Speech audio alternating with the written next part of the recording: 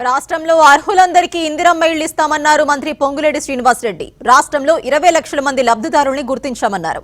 చెంచులందరికీ మొదటి విడతలోనే ఇళ్లు మంజూరు చేసినట్టు తెలిపారు. డబుల్ బెడ్రూమ్ ఇళ్ల పేరుతో బీఆర్ఎస్ మోసం చేసిందన్న పొంగులేటి 10 ఏళ్లు కమిషన్ల కోసమే పనులు చేశారని ఆరోపించారు.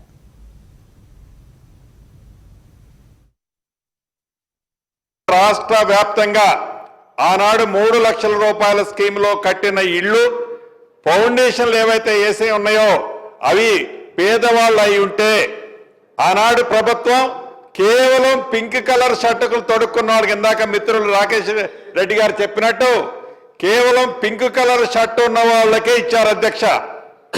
ఎవరికి ఇచ్చారనేది ఇప్పుడు నేను విమర్శించడం కాదు అధ్యక్ష.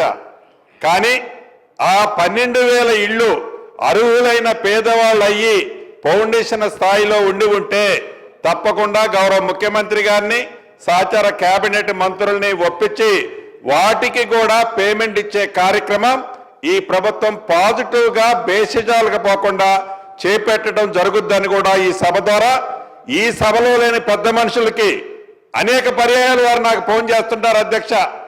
రాష్ట్ర వ్యాప్తంగా అది పట్టణాల్లో కానీ పల్లెల్లో కానీ ఎక్కడ ఉన్నా అసంపూర్తిగా కట్టుకున్న 2 BHKలకు సంబంధించిన వాటికి బెనిఫిషరీస్ని ఫైనల్ చేసి ఏదైతే ఇందిరమ్మ ఇళ్ల కార్యక్రమం ద్వారా ప్రతి పేదవాడికి అర్హులైన వాటికి పార్టీలకు అతీతంగా ఏదైతే ఇళ్ళు ఇస్తున్నామో అదే పద్ధతిలో ఇళ్ల స్థలం లేని నిరుపేదలకి ఏదైతే గతంలో ఆ ఇంటికి 50,000 లక్ష రూపాయలు శాంక్షన్ చేసి పేమెంట్ ఇచ్చి ఉంటే ఆ పేమెంట్ పోను మిగిలిన 4 లక్షలు 3 లక్షలు బెనిఫిషరీని ఫైనల్ చేసి ఆ బెనిఫిషరీకి విడతల వారీగా ఇల్లు కంప్లీట్ అయ్యే లోపు ఆ పేమెంట్ని ఇచ్చే కార్యక్రమాన్ని చేపట్టాలని రాష్ట్ర కేబినెట్ లో కూడా ఇన్ఫార్మల్ గా డెసిషన్ తీసుకోవడం జరిగింది అధ్యక్ష.